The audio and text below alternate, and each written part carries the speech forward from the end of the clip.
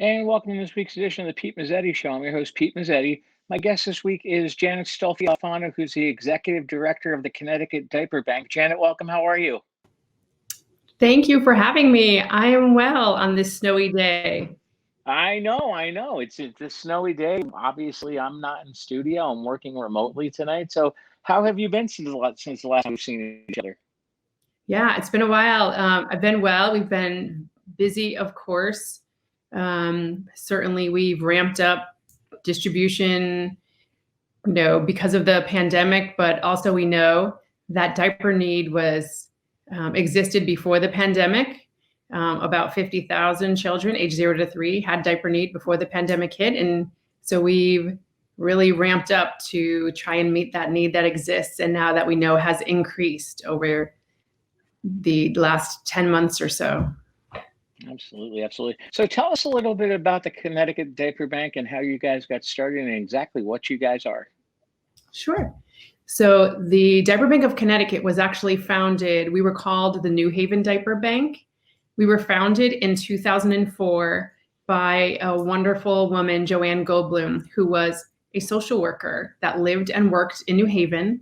And as part of her job, did visits to families in the community and saw that many families did not have access to basic needs, including diapers and other items like cleaning supplies and toiletry items that are not covered by WIC or food stamps.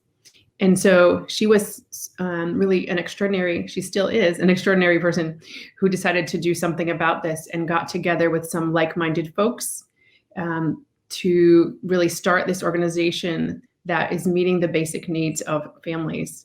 Starting from those initial 5 partners in the community, these organizations like child care centers and home visiting programs that already worked with families and had relationships with families. And it was really important to make that connection with a trusted organization in the community for those families. And to now we have over 60 partners across the state of Connecticut, and we're expanding still. So it's been really over 16 years, and we've distributed over 26 million diapers. Wow. And while it's right, it's such a large number, but what we know is that the need is much greater than that we're scratching the surface. That although we are, one of the largest diaper banks across the country, we know that we're just scratching the surface of need. We need to be doing more, and the need in our state is really, really, really severe. I'm sure, especially during the time of what the pandemic we're in the middle of, it's most important right now. Absolutely. We started hearing, of course, about the many businesses that were closing and folks having to go on unemployment, and the uncertainty around how folks were going to be able to, in fact, meet their basic needs. We've seen the very visible work of the food bank and the food pantries across the state. And those food distribution efforts. And we know how important that is.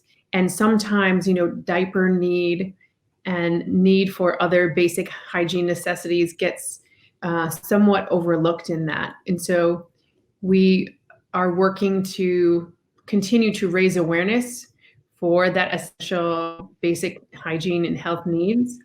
And that, we are so grateful that in the food community, there was emergency COVID assistance on the federal level. We didn't have that for diaper banks and these types of hygiene and basic necessities. And so we rely on the generosity of donors and support from the community foundations. We were so lucky to get support from the Community Foundation for Greater New Haven, Fairfield County Community Foundation, and the Hartford Foundation for Public Giving, and many generous individual donors across the state. We know that, that the need still exists, even with those wonderful donors and those wonderful opportunities from the foundations. And so we are still plugging away, doing fundraisers, asking folks for funds, working with our colleagues across the state in order to help really meet this need for families. Another thing that we've seen, particularly around needs for infants and toddlers, is that we started hearing about the need for access to formula. We're also hearing about the need for period supplies and senior incontinence products. And those are areas where we have expanded to offer more of. And so we are also adding those things to the types of items that we provide. We look at it like we are providing really basic health needs across the lifespan, that these products are slightly different, but they are also quite similar, and that in their own way, they each can have an impact on how individuals and families really go about their day-to-day activities, that not having these types of products can actually, hinder an individual with a baby or, someone who needs a period supply or an incontinence product from doing a day-to-day activity, from leaving the house, from just doing the things necessary to be a fully functioning and healthy person in society. And so we feel like that is vitally important, and are hopeful to both continue to distribute and increase our distribution of these items, and then also think about how can we make sure that we change the systems that prohibit these items from being covered more fully. How can we work to make more access to these items? How can we make it easier than relying solely on the wonderful charitable folks who we are so grateful for? We know that we need more of that, but that we need more than that. And so what can we be doing to help that? And what can we be doing to help that? Glad you asked. Thank you. That was my softball to you. So of course, I talked about, increasing donations help us right now, certainly, because that need is emergent and continues to be, just something that is so severe. And so we're working on that right now. What we are also doing is thinking about, we know that for senior incontinence products, there's a mechanism for funding for them, funding under Medicaid for them, and for low-income folks. And so we feel like the reason why they're funded through Medicaid, a couple of key reasons. One, folks are low income, and so they qualify for Medicaid as a senior. But two, that it's known that having an adequate supply of incontinence products for seniors helps reduce the likelihood of more severe health-related complications. And we feel like, and now we know with some data and research, that doing that for diapers for infants and toddlers would have the same result. One of our colleagues at the Moms Partnership, Dr. Megan Smith, who published, along with several colleagues, the first ever study on diaper need and its correlation with the mental health of moms. And that diaper need was most highly correlated with maternal depression than any other severe need that families had. And what she has recently looked at is the incidences of UTIs in infants and toddlers who are covered under Medicaid. And it's one of the highest reasons that infants and toddlers are treated in the emergency department. And so we know that there are costs associated with that. And we think, by providing this item, we can actually prevent some of those illnesses and expenses related to that. And so, it's getting a little wonky and in the weeds, but we know that this makes sense for infants and toddlers for the same reasons that it makes sense for seniors, that it's preventing further health complications and those associated costs. Right, exactly. And can you maybe tell us about when we talked about it a little bit during the opening of the show, about the lifespan and how that works? Sure. So when we think about providing basic health and hygiene needs across the lifespan, what we're talking about is these products that are related. So infants and toddlers obviously are in a specific time frame where you need diapers. Usually kids potty train around 3 years old, and boy, my kids are in high school now, but I can remember those days like it was yesterday.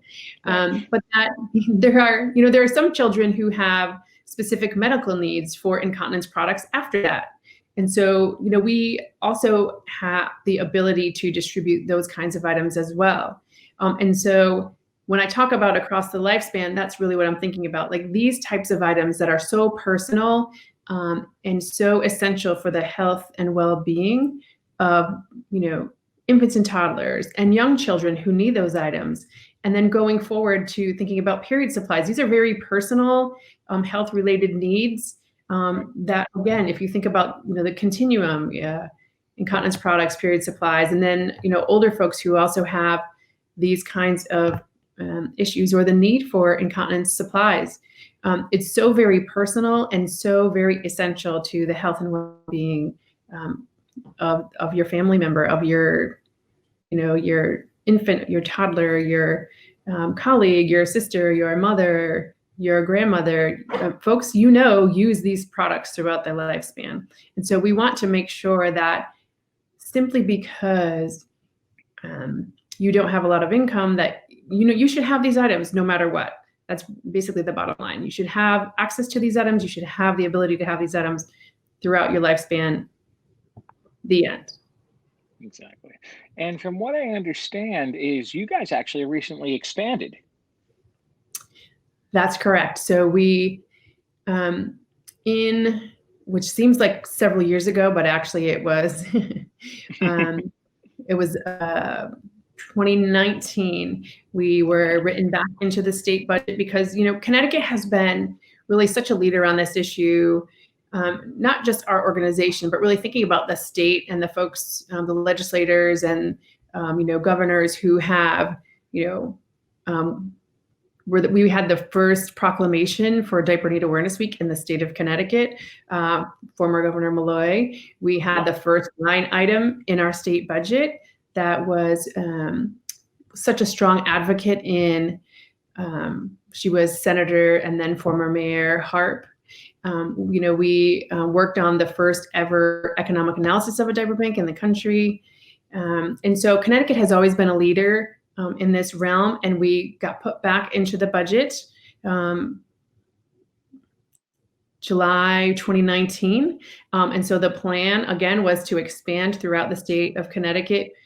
As I said a bit earlier, we were started in New Haven, and then in 2008, we expanded to Greater New Haven, Hartford, and Bridgeport, and then Middletown. And then we've just been slowly growing as we've been able to increase our donor base and funding, and also increase the education about this need. So as we've been able to do that, we've been able to get back into the state budget. And I think we're in every county now, and we still have a little bit of room to grow. And so we are looking to expand and to meet more of the need that exists, both geographically, but also, again, reaching that, close to 50,000 infants and toddlers, and then adding those other products to what we have to offer so that we can more fully meet the needs of all the members of the family, including infants and toddlers, including folks who need period supply and other types of incontinence products. So we are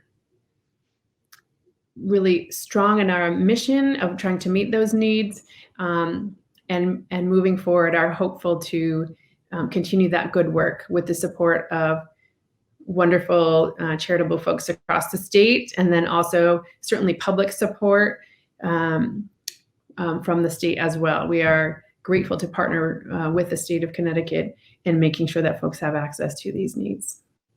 Now, as far as because we're in the middle, as far as the middle of the pandemic goes, how does that affect you guys with fundraising and getting the word out and what you guys are doing? Yeah. So um, there are two really interesting things happening at the same time. Okay. Certainly, I feel like the pandemic has highlighted the essential nature of these kinds of items. If you recall, in the beginning of the pandemic, it was really difficult to get toilet paper and those kinds of products because, you know, I, it's interesting because folks talked about that a lot. Like, why is everyone stocking up on toilet paper as a little bit of a, it was somewhat humorous to folks, like, Right. LOL, everyone's stocking up on toilet paper. But if you think about, sort of the essential nature and just how basic is that? You can't even consider not going without toilet paper. And for many families, that is a real issue. Diaper need is so similar to that. And so the need has been highlighted because of that. And so we've had some new donors to our cause because of that. But the other piece of that is, we have really severely cut out volunteer opportunities. So we are not having anyone who's not a staff person in our space. And so that limits our exposure to folks. For a little while, we weren't accepting any donated diapers or other products.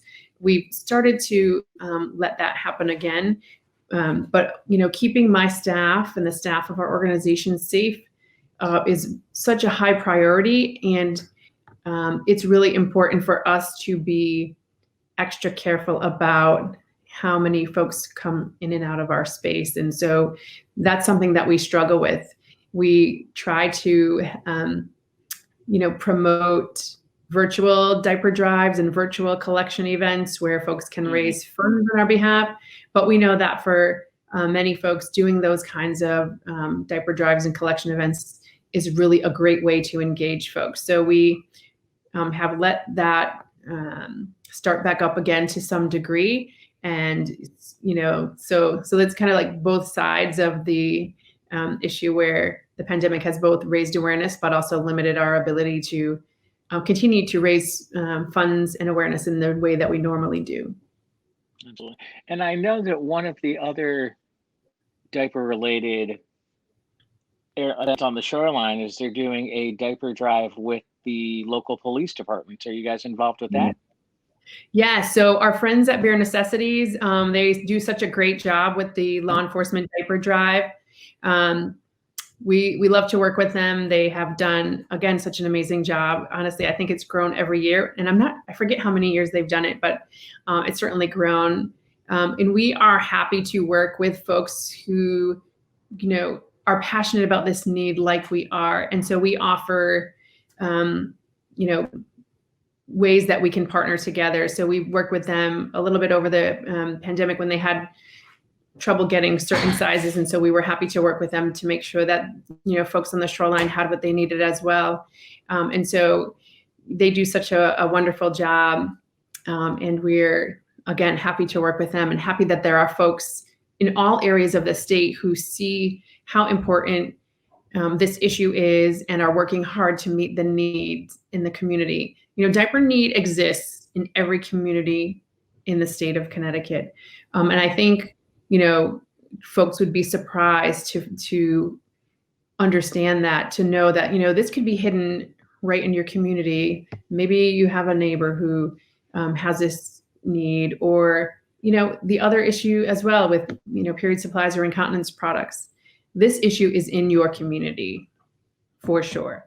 And so it's important for us to talk about it and raise awareness about it and help raise the needed funds and help to advocate so that folks can meet this need. Absolutely.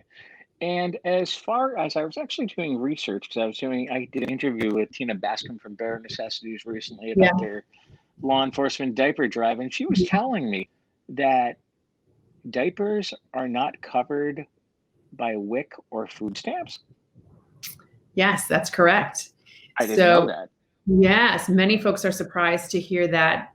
And there's a couple of reasons around that. It is fun. So both WIC and food stamps are funded through the Department of Agriculture federally, Yeah, and are sure. considered primarily nutrition programs. Right. And so, that's the sort of the bureaucratic reasoning behind that.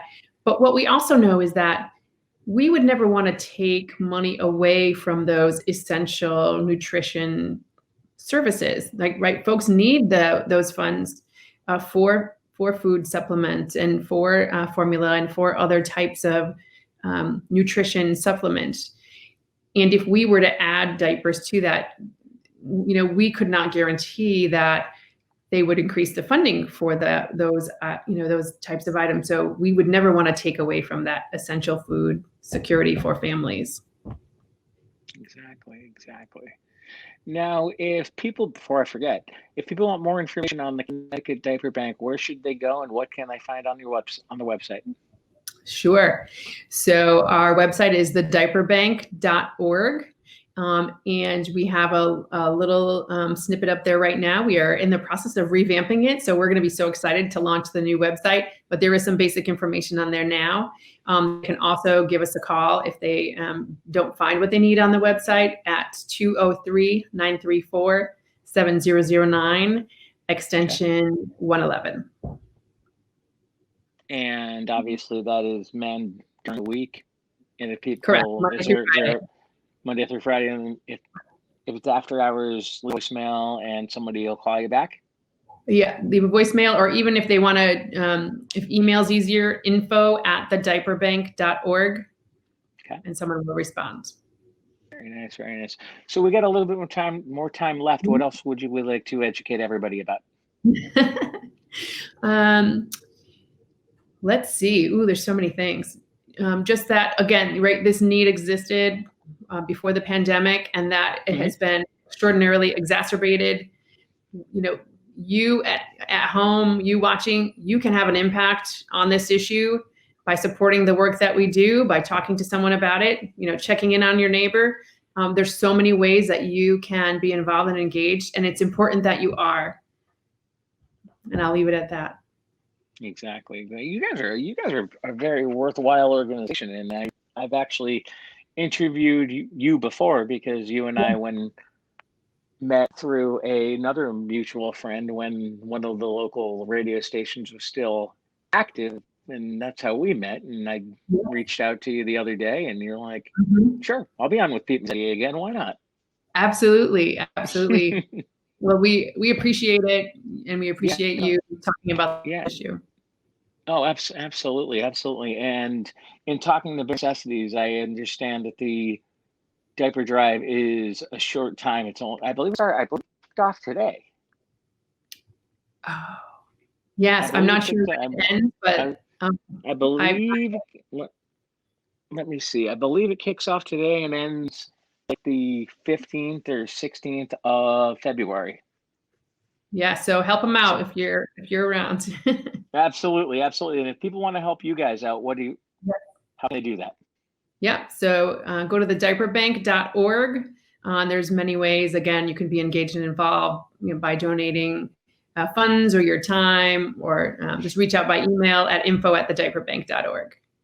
Cool. Janice Stolfi, Alfano from the Connecticut Diaper Bank. Thanks for some time, and we'll see you again soon. Thank you so much. Thank you. Have a good night. On behalf of Janice Stolfi, Alfano, I'm Pete Mezzetti. Thanks. A good night, and we'll see you next time.